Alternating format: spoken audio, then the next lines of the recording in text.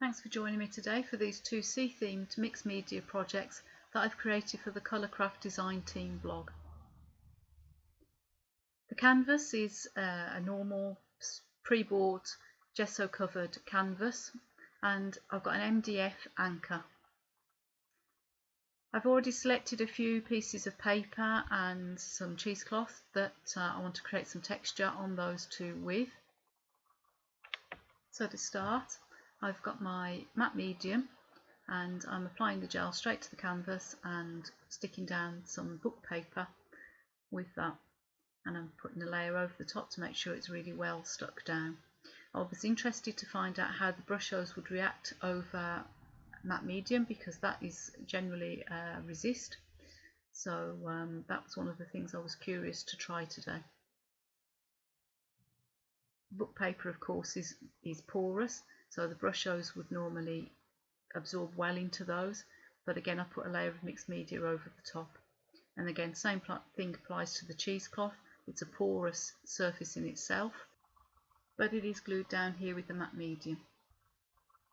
I've done the same thing with the anchor, a little bit of matte medium, some book paper, and stuck down well with matte medium over the top, and I just ripped off the corners for again an extra little bit of texture. I've applied the cheesecloth in the same way, some more matte medium, and this time I've wrapped around the corners as well of the ends of the cheesecloth to give it a little bit of more 3D. So in the next step, after those have dried, I'm applying here some grunge paste to a stencil. I've applied this in a few different places. I've used a second stencil to have a variety of different designs. Neatening off the edges if necessary.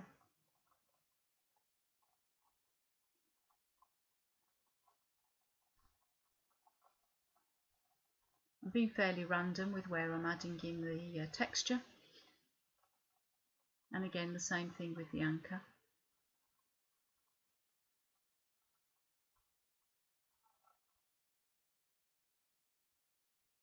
And here this is crackle paste, so I'm going over the same canvas once it's dry and adding in this time some crackle paste in between the areas that have not already been stenciled or haven't got anything else on them basically.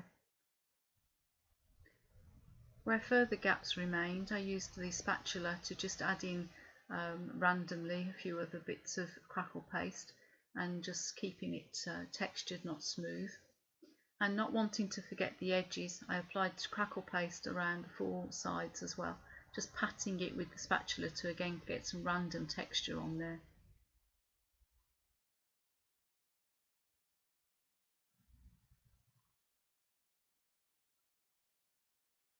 Again, same thing with the anchor, this time just on the surface, adding in some crackle paste with the stencil in any areas really that hadn't already had some texture added to them.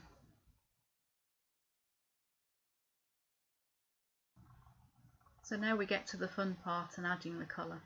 I've spritzed the canvas with water, and now I'm adding the Brusho colours onto the canvas fairly randomly. I want a mix of blues and some of those yellowy orange colours in there as well. Fairly randomly, trying not to cover them too much, but knowing as well that the blues and yellows will create nice greens if they do mix. So I'm spritzing again with more water, adding in a bit more colour. Now I can start to see where the colour is, where it's stronger, where it's paler, where I need to add a little bit more.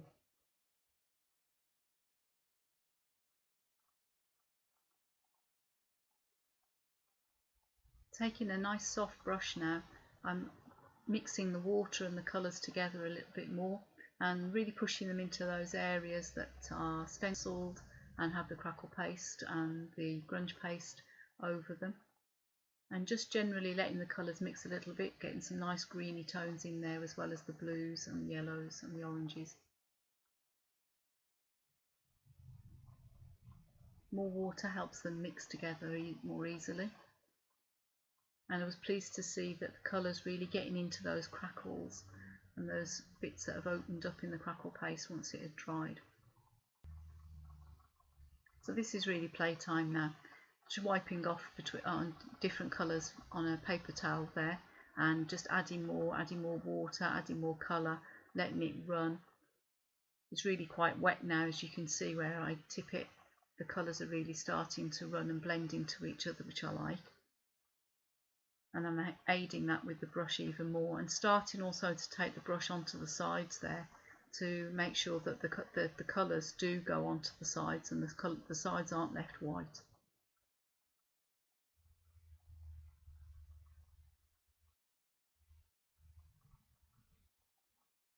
The canvas absorbs quite a lot of the colour. The colours become a lot paler than you might think, or that they might be on watercolour paper, for example. But they're still left cooling on the different textures, and you can see all the different nuances, different tones of colour on there, which I really like.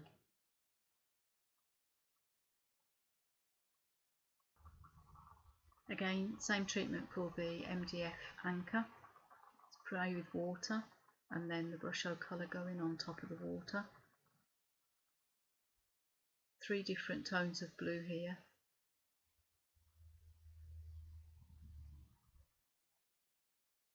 And then again another spritz of water to bring out the colour and allow them to mix. This time I've also added some SprinkleIT in Iridescent Flash, which is a wonderful glittery effect, and I'm making sure that that's all mixed together with the colours and the water to activate it all, and to make sure that everything is covered on the anchor. Again, I've gone round the sides of the anchor to make sure that that all blends together and it's not just left as a bare MDF. If the video can really pick this up, you'll be able to see just how shiny and glittery that anchor now is with the SprinkleIT on it. Moving on to the embellishments, I've cut out some 200g watercolour paper with a Sizzix Tim Holtz die, which I think is called Sea and Sand. So I'm using emerald green Brusho on the seahorse. I've got orange for the starfish, and a mixture of Gamboge and Sandstone, which are the colours I also used on the background for the sea urchin. I'm just allowing the water that's already on the paper to allow those 2 colours to mix together, and for the others to mix out as well. So with everything dry, I've made up my composition. I've got my paper embellishments and also some wooden ones that I want to use on both projects. To help the seahorse stand out even better, I've decided to also use some SprinkleIT Iridescent Flash, the same as on the anchor, to help that to really shine. And on the wooden embellishments, I'm using some SprinkleIT Pearl to again give them a little bit of extra, not really changing the colour, but adding a pearly shine to them. The SprinkleIT needs plenty of water. It can be a little bit pasty if it's not well watered. So I'm moving that around with a brush and making sure there's an even consistency across all of the embellishments.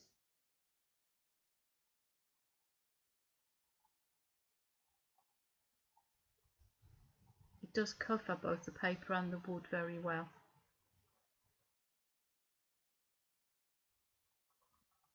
Now I've got everything dried and ready to stick down with more matte medium. I'm giving everything a good dose to make sure it is well stuck, and also I've decided to put matte medium over the crackle paste. I find that sometimes crackle paste can peel off, and that if you put a layer of matte medium over it, it stops it from doing that. So now I'm starting to stick down the composition of embellishments that I decided on, and you'll see that I'm giving the seahorse 2 layers.